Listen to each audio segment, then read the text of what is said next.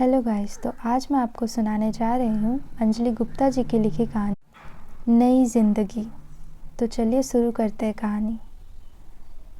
मन तो कर रहा था कि बोल दूँ, आंटी आप कभी थकती नहीं हैं, कितना बोलती हैं। लेकिन बड़ों को ऐसा बोल देना सोचकर ही मन में शब्दों को रख लेती। मैं बस उनकी बातों को हाँ और हूँ में जवाब देते रहती और वो अपनी बातों को बेबाक कहती जा रही थी। दरअसल मैं अपने पापा के बिना पहली बार ट्रेन में सफ़र कर रही थी। मुझे दिल्ली जाना था क्योंकि मेरी नौकरी वहीं की एक कंपनी में हुई थी। वहाँ मेरे भैया पहले से थे और वे मुझे लेने स्टेशन आ जाते, लेकिन उससे पहले मुझे ये ट्रेन का सफ़र तय करना था।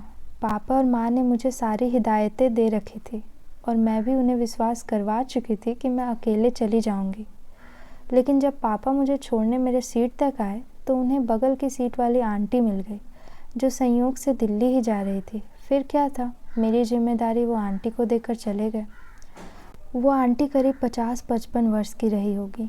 चेहरे पे थोड़ी झुर्रियाँ भी थी।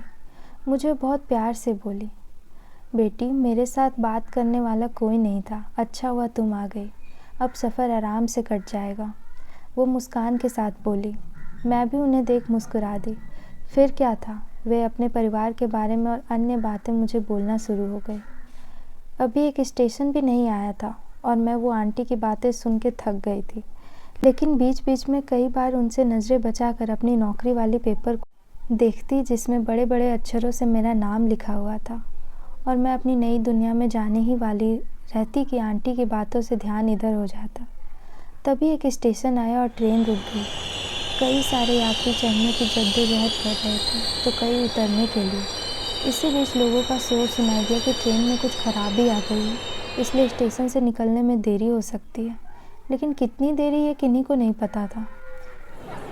मैं बाहर की तेज़ रफ्तार वाली दुनिया को ध्यान से देखने लगी। तभी आंटी बोली, बेटी ट्रेन निकलने में तो अभी देरी है, तो क्या तुम मेरे लिए उतर के कुछ कहानियों की किताबें ला दोगी क्या? वो मुझे खाली बैठे बैठे अच्छा नहीं लगता तो थोड़ा मन लगा रहेगा। वो बोलते बोलते अपने पर्स से 500 का नोट निकाली और मुझे थमा दी।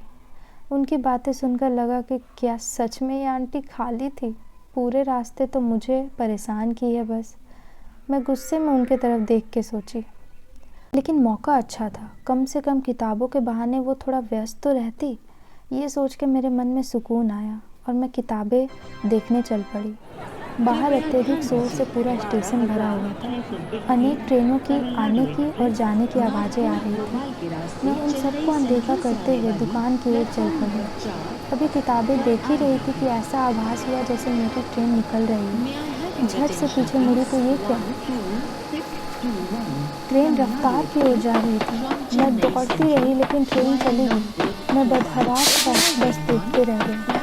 ऐसा लग रहा था मानो मेरी नई ज़िंदगी मुझसे दूर होती जा रही थी और मैं बेबस होकर बस देख रही थी, कुछ नहीं कर सकती थी। मैंने वो आंटी का नंबर भी नहीं लिया था जिसके माध्यम से मैं उन्हें कॉल करती।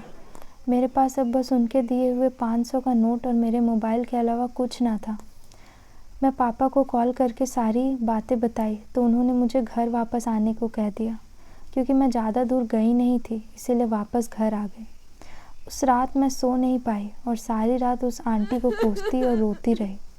अगली सुबह रुआंसी आंखों के साथ उठी तो पापा मुझे अखबार दिखाएं, जिसको देख मैं दंग रह गई। ये क्या, जिस ट्रेन से मैं जा रही थी उसमें खराबी आने के कारण उसका एक्सीडेंट हो गया था और कई लोग मृत और घायल थे। पढ़ते पढ़ते मेरी आंखों के सामने वो आंटी का चेहरा उभर आया। क्या वो भी, मन में ख्याल आया ही था कि दरवाजे पे किसी की दस्तक हुई। वो और कोई नहीं बल्कि आंटी थी। मैंने उन्हें देखते ही गले से लगा लिया।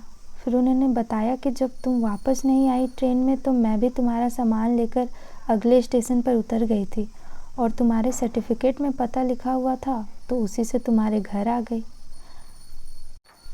अनजाने में ही सही, पर वो आंटी के कारण ही मुझे दूसरी ज़िंदगी मिली थी और अब मेरी नई ज़िंदगी मुझसे दूर नहीं बल्कि बहुत पास आ गई थी। बस इतनी सी थी ये कहानी। अगर आपको ये कहानी अच्छी लगी हो तो कमेंट्स में ज़रूर बताएं और हमारे चैनल को लाइक एंड सब्सक्राइब करें। धन्यवाद।